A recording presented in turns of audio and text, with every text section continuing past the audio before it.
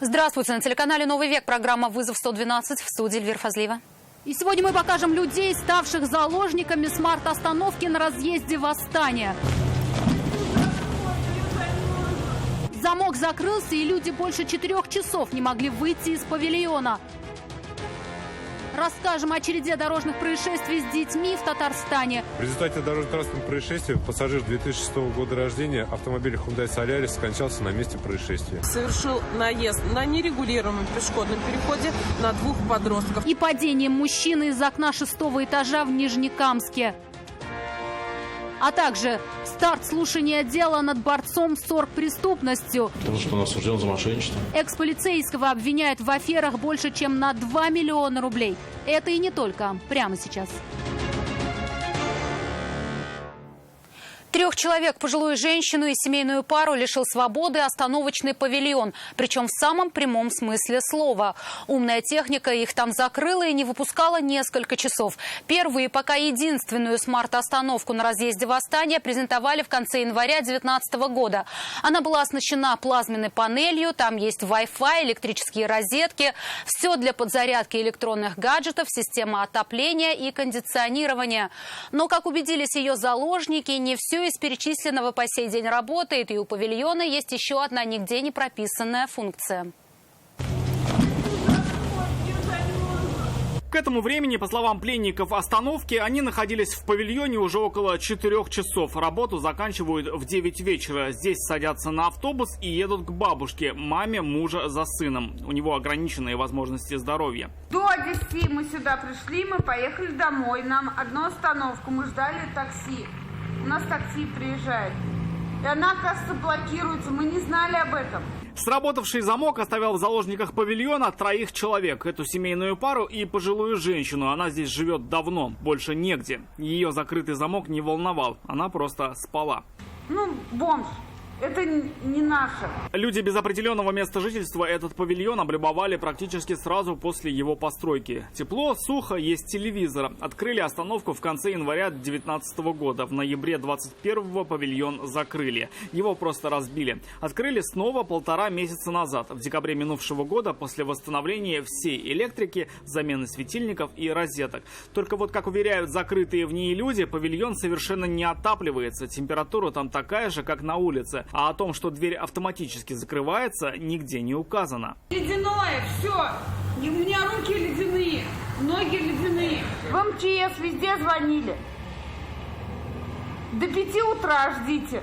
Мы до 5 утра здесь околеем. Я могу ногу и он у меня полиция потом задержит, что я так не буду. Как быть, не знал никто. Кто может открыть замок, оперативные службы были не осведомлены. Каждый час открывается дверь. Они уже не 1-й час звонят. Они уже 3 часа уже звонят. И что Просто делать? сами не хотят выходить.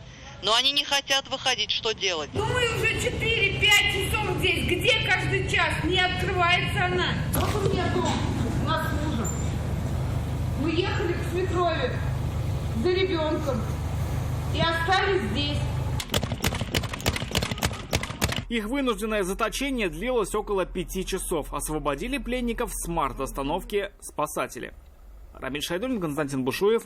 Вызов 112. Целая череда дорожных происшествий с участием детей произошла на дорогах Татарстана в минувшие выходные. К сожалению, среди несовершеннолетних есть жертвы. Погибла 15-летняя пассажирка Hyundai Solaris, в которой в субботу вечером в Альметьевском районе врезался минивэн Toyota. Еще 7 человек, включая родителей погибшей девочки, пострадали. В результате дорожно-транспортного происшествия пассажир 2006 года рождения автомобиля Hyundai Solaris скончался на месте происшествия. Также водитель и пассажир автомобиля Hyundai Solaris и водитель и 4 пассажира автомобиля Toyota Corolla доставлены в больницу.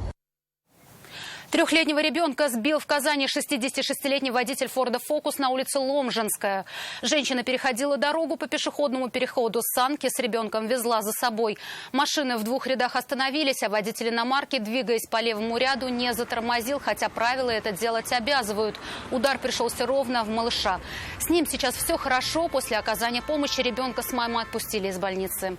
За час до этого 69-летний водитель Volkswagen Tiguan также на пешеходном переходе на улице улице Короленко сбил 16-летнюю школьницу, а водитель Hyundai Creta на улице Дубравная сбил сразу 2 подростков.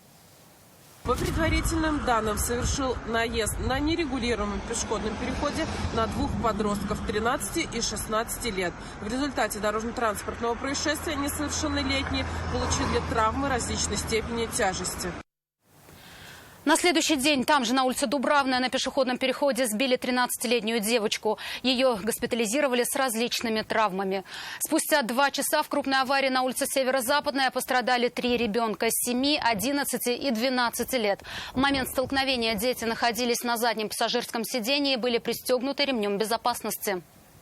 По предварительным данным, 54-летний водитель автомобиля «Дастер» выехал на полосу, предназначенную для встречного движения, и совершил столкновение с автомобилем «Лада» под управлением 34-летней девушки. В результате дорожно-транспортного происшествия 3 ребенка госпитализированы.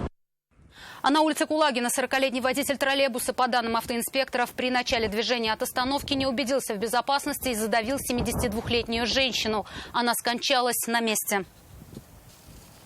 К слову о троллейбусах. 3 административных протокола составили полицейские на водителя общественного транспорта, перевозившего на крыше пассажира. Это произошло на перекрестке улиц Татарстан и Тукая. При этом он проехал перекресток на запрещающий сигнал светофора, причем не в первый раз. Выяснилось, что на крыше ехал кондуктор. Ему также выписали штраф. Как установили сотрудники полка ДПС ГИБДД Управления МВД России по городу Казани. За рулем троллейбуса находился 32-летний житель Казани. Он пояснил, что 22 января управлял троллейбусом, находясь на перекрестке улиц Татарстана, Габдуллы и Тукая, попросил кондуктора отсоединить токоприемник для осуществления разворота на автономном ходу. В отношении водителя были составлены 2 административных материала по статье «Повторное нарушение» за проезд на запрещающий сигнал светофора, а также по статье «Нарушение правил перевозки пассажира». В отношении кондуктора был составлен административный материал по статье «Нарушение правил дорожного движения пассажирам». О наезде на мужчину на перекрестке улиц Клары Цеткиной и Козлоармейская сообщили в ГИБДД проезжающие мимо водители. Прибывшие на место автоинспекторы увидели лежащего на дороге человека. Машин рядом не было. Мужчина пришел в себя в карете скорой помощи. Он был сильно пьян. Это и стало главной причиной происшествия. Пострадал он не от наезда, а от потери координации и действия силы земного притяжения. Наезд был, нет? Не, я сам упал. А здесь что делали вы? Падал, а у меня подруга здесь. Мужчина выпал из окна 6-го этажа одного из домов в Нижнекамске. Падение молодого человека было зафиксировано камерой наблюдения. Он ударился о землю головой. Видно, что тело погибшего частично объято огнем. На месте долгое время работали полицейские. Осмотрели и квартиру молодого человека. На полу были разбросаны вещи. Среди них приспособления для употребления наркотиков. Также на полу находилась пустая бутылка из-под смеси для разведения костра. Сейчас в причинах трагедии разбираются следователи. Сегодня в Ахитовском суде Казани стартовал процесс над бывшим замначальника отдела по борьбе с оргпреступностью МВД Татарстана Ильдаром Камаловым. К слову, именно он руководил операцией по задержанию положенца по Татарстану Сергея Нейдерова, известного в криминальных кругах как Нейдер. Бывшего полицейского Ильдара Камалова обвиняют в аферах более чем на 2 миллиона рублей. Потому что он осужден за мошенничество московским судом. Год назад осужден, приговор вступил в силу. Мошенником Ильдар Камалов называет своего давнего знакомого бизнесмена Евгения Перцева, отношения с которым и привели его на скамью подсудимых. Согласно материалам дела, Перцев попросил Камалова посодействовать закрытию дела о мошенничестве. Цена вопроса – 400 тысяч рублей, которые бывший полицейский должен был передать в качестве взятки следователям. В действительности получено от Перцева денежные средства, он планирует похитить и распорядиться ими по своему собственному усмотрению. Вопросы к Евгению Перцеву возникли у следователей после пропажи внедорожника «Лексус», который был в лизинге и при этом перенаправлен через Грузию в Ирак. Ущерб составил больше 6 миллионов рублей. В итоге суд признал Перцева виновным, приговорил к 3 годам лишения свободы, но задерживать не стал, так как приговор не вступил в законную силу. Сейчас он обжалует приговор в Верховном суде. До этого, по данным следствия, Камалов должен был передать от Перцева человеку, с которым у бизнесмена был конфликт, больше 2 миллионов рублей. Но деньги присвоил. Признаете себя виновным? Нет, не признаю. Сегодня подсудимому также продлили меру пресечения. И он сам, и пострадавший Перцев просили о домашнем аресте. Но суд прислушался к следствию и оставил Ильдара Камалова под стражей. Радик Фархулин, Константин Бушуев. Вызов 112. Это все, о чем успели вам рассказать. В студии была Эльвира Фазлиева. До встречи и не бросайте вызов судьбе. Вдруг она его примет.